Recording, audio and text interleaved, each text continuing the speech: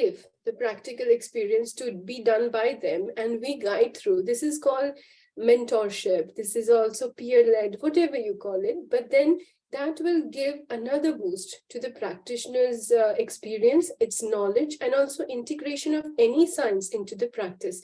We all understand in the medical science, we take 1 year for internship. The reason behind is that you're still part of the academic, you're still supervised, and go and learn your practical world now. And most of you and most of us in either science we have done, we understand that by the time we come to the practical world, seems like the books were no help. We need real people to tell us that how to put it together here. Now, a patient comes, and in yoga, because I understand we all have yoga practitioners, and if I say pranayam, very easy to say and suggest pranayam, but she is significantly agitated. Now, if I say pranayam, my teachers, my course, my degree, whatever I have done, that teaches pranayam instantly calm her down. But she's that agitated that she will not even sit. I had my experience. I had a patient in the early days. She was anxiety disorder. And I told her, just breathe. She'll close her eyes, she'll breathe in. Koi gate pe aaya hai, main aati hu. And then she will find every single reason to get up and go. And I thought, this is not helping. So I said, okay, let's talk. Forget the breathing. We talk. So why you're so worried? What is concerning you? And then with the talking, then I said, just take a breath, hold it there, and I'm just writing. She does that.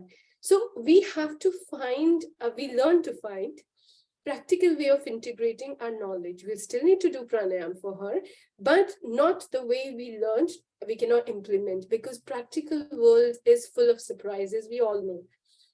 So I think that in the program, in years ahead, what I'm expecting Dr. Nutan to bring us, all of us, to see more mentorship, the more supervised experience, and also to give them flavors of everything, but also give them something which, again, they come back. Now, there are beauty of a lot of yoga teachers came back to say that I enrolled for the next course. And so they are keen of learning ahead and doing it more. Some are taken back to Garbhasanskar, what they have learned, and they are finding it. Now, two research, which is possible for all of us, including you. One is, of course, what you're learning and what you're sharing. The another one is when I say people, I want to hear people. I want to know that, how the women who learned yoga and Garbhasanskar together from you, how much impact they have made. But for me, in this scenario, it wasn't possible because I was only in touch with you as a practitioner. So here, what we asked you is, how much do you think it made an impact for the woman you're taking care of? And that was a secondary research, which means we have a secondary information. It's not primary. We are not hearing directly from the people, but we are hearing from the secondary source, which is you. And that analysis also has given us a tremendous benefit of understanding that how it is helping woman, child, and all the family even at times, because many of these things are not about just mother and child, but all about the family health together. So altogether, if I summarize that, you taught us that research is an integral part already in your practice. It's just a matter of pointing out, finding out, and sharing it on the right platform where we can use this tremendous knowledge of practice into the right format. So the next stage from here on, what I'm expecting and looking at, that we take an active research now to focus on that what all you see in your practice. Now, simple tools, you don't have to take a questionnaire in your practice. If I say how research I can do, so you don't have to take a questionnaire, or you don't have to ask them, fill out, because that a lot of time we don't say the truth. So if Dr. Nutan would ask me in front of 5 or 10, or maybe alone, I have my own bonding with her. And then I said, what will she think if I say I am actually quite agitated right now? So I may not say agitated, I'm saying I'm a little tired. So the response is not real. So a lot of time we don't get right information if we are not having this comfort zone or understanding with our people who are participating or who we are observing. the best thing is be one with them. So understand what they are. Now here, if I say we did a lot of community programs, and what I learned is most is from people alone. Now my understanding was that we have a tremendous, wonderful healthcare system, and it takes care of everybody well. We all have all sorts of medical condition. We do have a good support system. When people come to these support group, we learn that in spite of all of that, what is holding them back? This is the same scenario for you. Yoga does a tremendous job. We all know, everybody knows in the world. But then we are also talking about how it is going to make an impact. So in all together, when we talk about people's experience, we have to understand their difficulties, their challenges, and we have to be one with them to do that. And then we can find solutions. So we call it practitioners or observers diary, where we take this to what I see with my patients. So I write it down. Now, this is not research on my participants. This is my personal interest that I want to document or understand her journey. So first week she was bit. All therapists do that. We all do that as a counselors or psychotherapists. So we maintain some sort of progress diary for each participant we see, or medical records. And then we document that. Now that is a significant treasure in itself, whatever way you have written. But you have made her journey as a journey of your practice. So this is another way of doing it.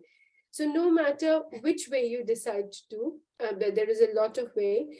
And what I understand with Dr. Nutan's program is also that she has already one portion where you do share, and all of you share on Instagram, on your WhatsApp messages, and share. She masks sometimes, and with your permission, she shares, but all of you already sharing it. And if we do this sharing in a scientific manner, that becomes an evidence that contribute to science, people understanding, and the journey of every practitioner who is working on those areas. So without taking much time, just on knowledge base again, if I say you have any questions, or you have any questions relating to your practice, and you think that, how do we solve this?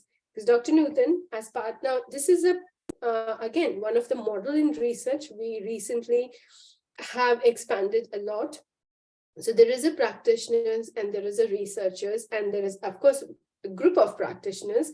And this partnership bring a lot of information together to put it an evidence-based understanding, and also to see how we bring it back to the patient care. Now, no patients involved here, no studies done on patients. This is practitioner research. So here we can share without sharing and mentioning patients' name, detail, or identities, but like cases. And we can figure out that if there is a challenge, then how Garbhasanskar is doing it. So before we go ahead, we also did all this analysis from you and from practitioners, that what all Garbhasanskar courses are going on. So understanding why this course, yoga teachers, which we invited from Dr. Nutan's Academy, are more relevant to any other course or program. So this is where the content of the program, which is important. So it is prenatal, postnatal yoga and Garbhasanskar, 75 hours training. Correct me, Dr. Nutan, if I'm wrong. So this covers not only Garbhasanskar, but it's also integrate, in best of my understanding from your survey, that it does connect to the dots with prenatal yoga, postnatal yoga as well. So bringing it back to the whole package, a whole care system, what we call it, it could bring a potential, but how much? That is up to you. So let's open up again for discussion. And I thoroughly enjoyed our last week discussions. So if I may ask, if you have a question or you want to start something. Okay, so before we let them put their question in the comment, or they can unmute, we can show that report here on screen. Shall I open that on screen so that people can understand, what exactly we did? Yeah, you have the version with you. Thank you. I am saying thank you, Dr. Gauri, for coming here and joining us. It's really, really pleasure to see you here on this AYG Academy platform. I'm just sharing the reports. 1 minute. Perfect, perfect. 1 minute. Congratulations on your meeting. But it's really my pleasure that you are here, ma'am. Thank you for joining us. It's my pleasure too. Okay. I don't know if this file is correct. There are some still corrections are happening, I think. Dr. Neha, do you have final file? So is it possible for you to share? It's we call it the very first draft. So there this are can final be, version. there are final version. Can you see my screen? Yes. Yes, ma'am.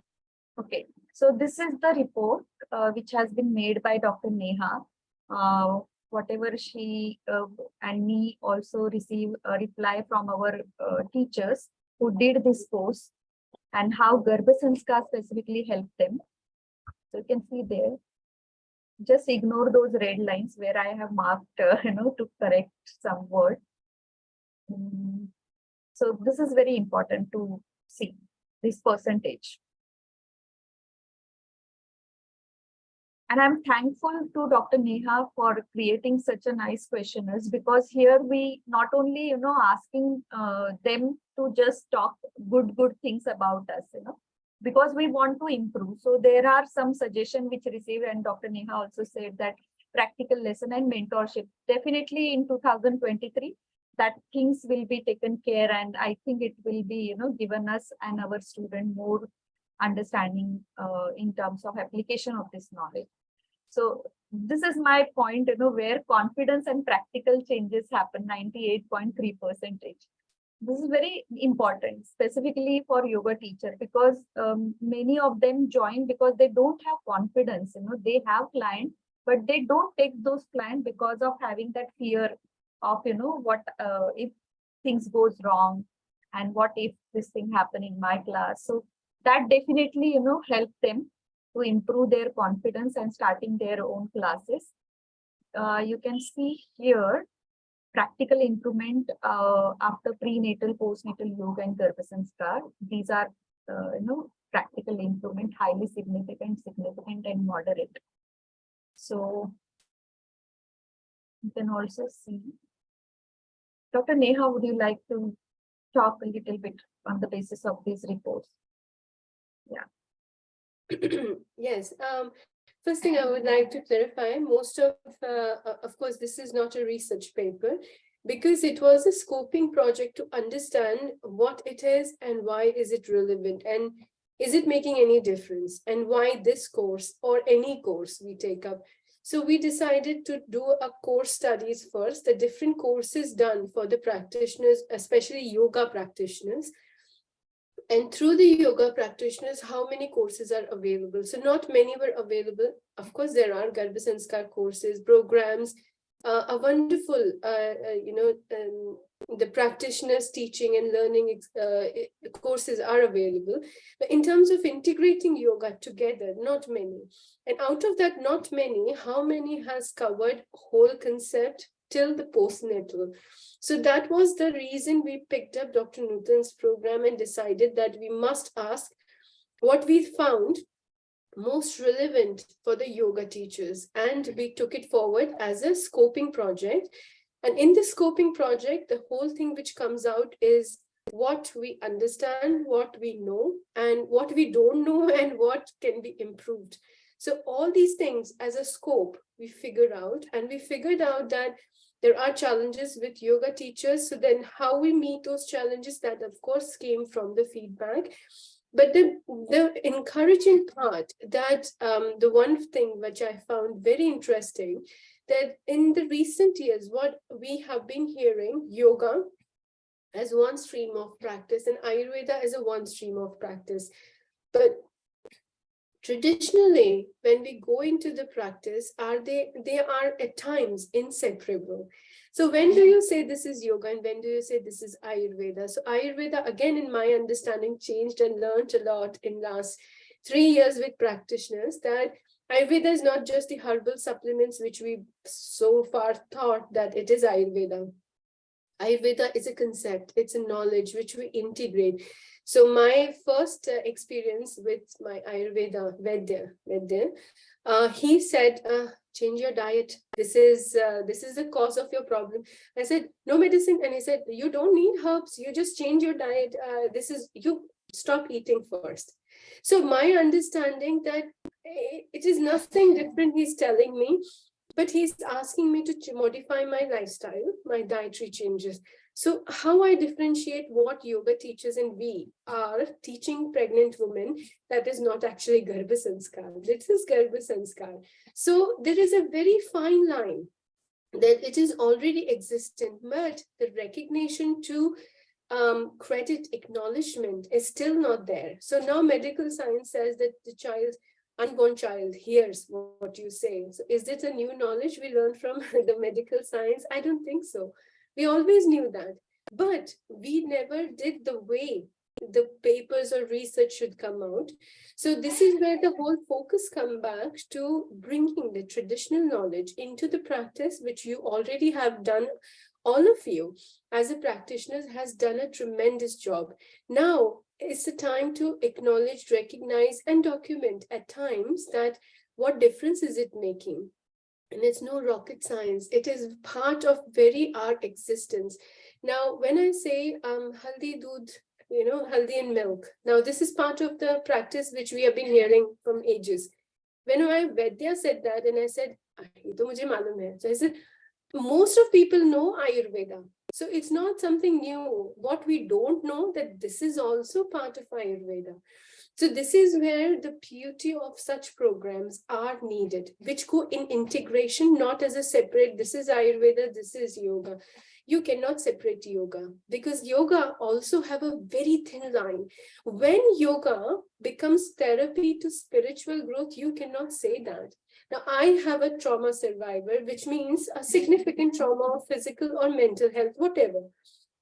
She came for a yoga therapy. The moment she started to expand her understanding, knowledge about self, body, mind, breathing, she quickly realized that actually the trauma was nothing but my own mind, which experienced the impact. So that's not me. Now, when do you say this knowledge is the self-knowledge, or which we knowledge here in, correct me if I'm wrong, Sattvajaya Chikitsa, or the knowledge we also teach in Advaita? We have no way of discriminating that. The knowledge is still there. What we have to do is integrate these practices, and that's where in the UK, with help of great practitioners like Dr. Nutan and all of yourselves, we created Integrative Ayurveda Network. The whole purpose was to reestablish the definition of Ayurveda, to say it's a way of life. We know the definition, Ayur and Veda. I think most of us know from every Google website, but then we still understand that this herbal path is Ayurveda practice. But so reestablishing the integration. Now, integration is not only about Ayurveda or yoga. The integration must happen between people and practitioners and researchers. So without people, we know nothing. So I have a wonderful group. We recently just taking a break, diabetes group, and I'm mentioning that because I have the person who leads that group, Usha J. If you're quickly here, still say wave everybody. Now, she is the lady who works with community. Now, she's not a researcher, and it's not something that academically she had given me into formulate something. But what she has given me is an idea that what people are struggling and what we are helping them with. So all the tremendous job, her and her team, doing it with yoga, with acupressure, with lifestyle, dietary monitoring, and they still come back with the questions. So we brought the Ayurveda experts on the board to answer those questions, because Ayurveda, again, we found the practitioner could integrate. The same scenario is in every condition, and especially in maternal care, in pregnancy, in child care. This is the most relevant part. I don't think medical science has an answer. So if I, at times, as I said, anxiety or fears or concerns that I'm passing on this to my next generation, that kills me every single day. And you have no way medically, except a medication, which is again prohibited in those conditions. So there is beautiful practices like energy healings. I come across, and last time also I mentioned yogic healing, which do no touch, no yoga, and they work with the energies. Now, it is a very fine line. The concept originate from Vedas, Upanishads, best of my understanding, what I learned from practitioners. So they have developed this whole concept of helping people based on Upanishads. So there is a reference. Now, the practice and mode of delivery they have developed with their specialty working with people. So pregnancy, if anybody is in their third trimester or going into labor, and I am on top of my head to worry about, I'm going to die because my midwife said I'm on the high risk of pregnancy, yoga may not alone help. Garbhasanskar, the concept may help if somebody is talking there. If not, a healing or practitioners like yogic healing can help from the far away also to help. There are ways we got to find, and that's what integrative Ayurveda, which is not a new term. I'm not developing this and I'm not bringing a new concept. This is all what practitioners bring Ayurveda into integration with people, community, research, and in terms of other therapies like yoga or homeopathy, anything. So that integration must happen. So I'm very pleased to meet Dr. Gauri, which I've heard a lot, Yes. but it's a pleasure to meet finally with Dr. Nutan. And I understand both of you are path breakers in Garbhasanskar and prenatal, especially Ayurveda. Dr. I would like Ushaji. to ask if Dr. Gauri can share something here, because let's take some wisdom from Dr. Gauri. You are there, and It'd be wonderful to hear from her experience. yes, because we are talking about integration, so I think Madam is actually my inspiration as well, and she is still in touch with me. I really appreciate. She's so senior and still so humble, and sharing patient or sharing her team also, whenever they visit India. So I'm glad, Dr. Gauri, if you are there, please, it's good to hear your experience, and what do you think? Oh, thank you for including me. Well, everyone talks about integration, and that is became evident to me quite early on in my practice, because there's no one thing which can help a pregnant mother to have a more positive pregnancy as well as a more enjoyable birth experience. There is a gap between the wishes of practitioners, even myself and people like yourselves, and what we can actually achieve and give to our pregnant mothers who seek our assistance. Even with loads and loads of experience and knowledge and assessments, I run across problems with my pregnant mothers. I even ran across one yesterday where she did everything correctly, followed the Ayurvedic principles, the diet, the yoga, and the baby said it's just not engaging. And she's term. So, I mean, we can talk and talk all about integration, all about this, all about that, but it's very difficult to help a pregnant mother achieve what we call a normal vaginal birth. I always say that 30% of mothers have it very easy. They can easily have a vaginal easy birth. But the rest of the 70% that we are preoccupied with, and we have to guide them appropriately. The biggest problem is the musculature of a pregnant mother. So in Ayurveda, you have the best examples of fantastic oil massages to soften and loosen and open. And as you mentioned, energy healing. Now, energy healing is, in my opinion, a slightly gray area. So it all depends on the kind of energy healing you're offering and who is offering it. So I can go on, but I don't want to bore you guys. So all I want to say is that we're all on the same journey. And my interest is to help mothers to be prepared for the birth in such a way that the actual time spent in the labor process is shorter. Because I think any pregnant mother can cope with a labor which has got a proper duration from active labor, when you start having surges every 3 minutes to the time you give birth, something in the region of 4 to 8 hours or even 10 hours. After that, they get tired. So if we can all be on the same page and work towards that goal, I'd be delighted. Thank you so much, Dr. Gauri. It's really good to hear, and you are handling so many ladies since, now it's been ages. You have even, what we say that water birthing, which was, highly been introduced by you in NHS UK.